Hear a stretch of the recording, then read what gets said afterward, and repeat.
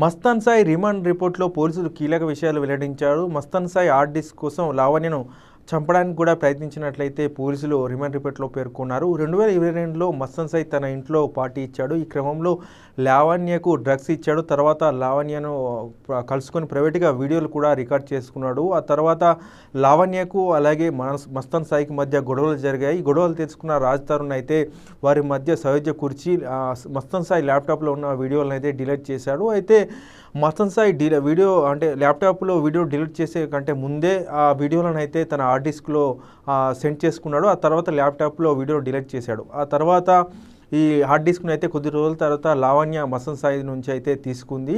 దీంతో మస్తాన్ సాయి హార్డ్ డిస్క్ను ఎలాగైనా స్వాధీనం చేసుకోవాలనే ఉద్దేశంతో అయితే జనవరి 30వ తేదీన అయితే డ్రగ్స్ తీసుకొని లావణ్య ఇంటి వద్దకు వెళ్ళి అయితే గొడవ చేశారు. దీంతో లావణ్య పోలీసులకు కంప్లైంట్ చేసింది.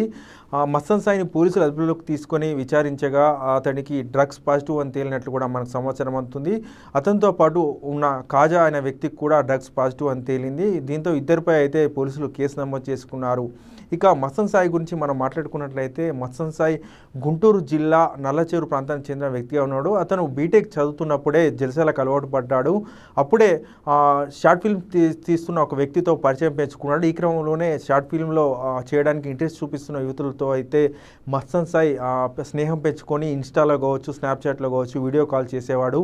ఆ కాల్స్ను కూడా రికార్డ్ చేసేవాడు. రికార్డ్ చేసిన తర్వాత వాటిని చూపిస్తూ అయితే వారిని బ్లాక్మెయిల్ చేసేవాడు. ఆ తర్వాత వారిని గదికి పిలిపించుకునేవాడు.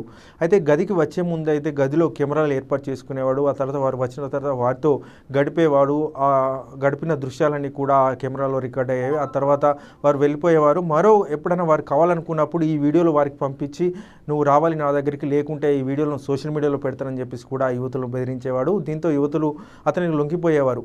అయితే కొంతమంది యువతులు ధైర్యం చేసి పోలీసులకు ఫిర్యాదు చేస్తామని ముందుకు వస్తున్న సందర్భంలో అయితే మస్తాన్ సాయి తాను ఉరివేసుకుంటా, మీరు ఒకవేళ పోలీసులకు కంప్లైంట్ చేసినట్లయితే నేను చనిపోతా అని చెప్పేసి కూడా బెదిరింపులకు పాల్పడేవాడు. దీంతో అయితే యువతులు ఎవరు కూడా పోలీసులకు కంప్లైంట్ చేయలేదు. అయితే జనవరి 30వ తేదీన లావణ్య ఇంటిపై దాడి చేసే యత్నంలో లావణ్య పోలీసులకి ఫిర్యాదు చేయడంతో అయితే మస్తాన్ సాయి గుట్టు మొత్తం బయటకు వచ్చింది.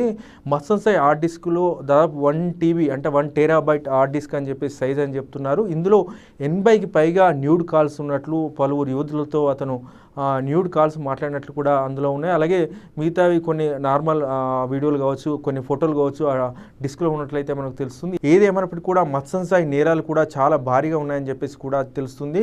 వీటన్నిటికి సంబంధించి కూడా పోలీసులు కేసు నమోదు చేస్తున్నారు. మస్తాన్ సాయి బాధితులు ఎవరున్నా కూడా వచ్చి పోలీస్ స్టేషన్లో కంప్లైంట్ చేయాలని చెప్పేసి కూడా పోలీసులు కోరుతున్నారు.